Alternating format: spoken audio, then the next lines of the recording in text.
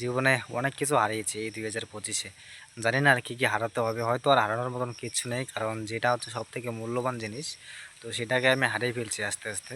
তো সেটা হচ্ছে আমার মা। আমার মাকে আমি অনেক অনেক অনেক ভালোবাসতাম। তো এখন মানে কি বলবো, মানে হঠাৎ করে মানে বিছানায় পড়ে গেছে, 3 মাস হয়েছে, টাকার অভাবে শুধু চিকিৎসা করাতে পারছি না। কি বলবো, যদি আজকে ধনী হইতাম তাহলে হয়তো মানে এই দিনটা আজকে দেখতে হইতো না। তো গরিব মানুষ, কারো কাছে গিয়ে যে সাহায্য চাইবো মানে সেই ক্ষমতাটাও নাই, মানে কেউ দেয় না, যেহেতু গরিব আমরা।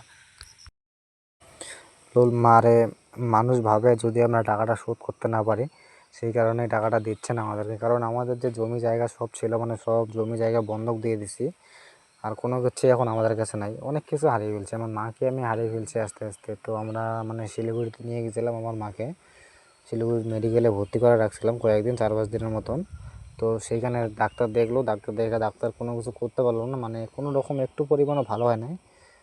মানে আমার মা কিন্তু একদম প্যারালাইসিসের মতন হয়ে গেছে, মানে ওইটা একদম বসতেও পারে না, মানে ভাতও খাইতে পারে না, আর ভাত দেখলেই মানে বমি আসে। তো আমি জানি না আদৌ আমার মা বাঁচবে কি না।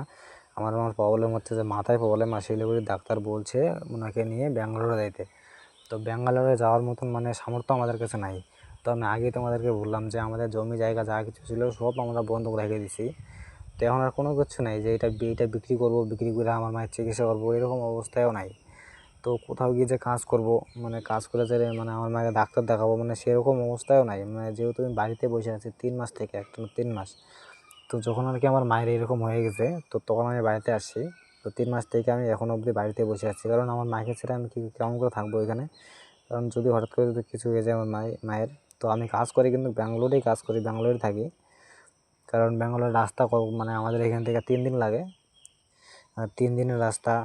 তো হঠাৎ করে আসাও যায় না, তো অনেক টাকা পয়সার ব্যাপার, মানে সেই কারণে আমি যাচ্ছি না কোথাও কাজে।